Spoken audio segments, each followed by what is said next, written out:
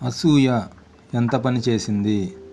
ఒకరోజు ఒక వేటగాడు వేటాడదామని పక్షుల కొరకు వెళ్ళాడు. కానీ ఆకాశంలో ఉన్న పక్షులను చూస్తున్నాడు. కానీ ఒక గ్రద్ద మాత్రం కిందకి దిగి వచ్చి ఆ పైనున్న గ్రద్దను చూసి నాకంటే పైగా ఎగురుతుంది, దాన్ని ఎలాగైనా పట్టుకో, దాన్ని ఎలాగైనా కొట్టు అని చెప్తుంది. కానీ ఇతను అంటున్నాడు, ఆకాశం అంత ఎత్తు ఎదగాలంటే నా బాణాలు సరిపోవు, దానికి నీ 4 రెక్కలు నాకు ఇవ్వు, అప్పుడు వాటిని నేను పట్టుకోగలుగుతానని చెప్తున్నాడు. అప్పుడు ఆ గ్రద్ద ఆ 4 రెక్కలు ఇచ్చింది. కానీ ఆ 4 రెక్కలు సరిపోలేదని మరి 4 రెక్కలు అడిగాడు. అలాగనే ఆ 4 రెక్కలు కూడా సరిపోలేదు అన్నాడు. అలా మొత్తం దాని రెక్కలన్నీ అడిగి తీసేసుకున్నాడు.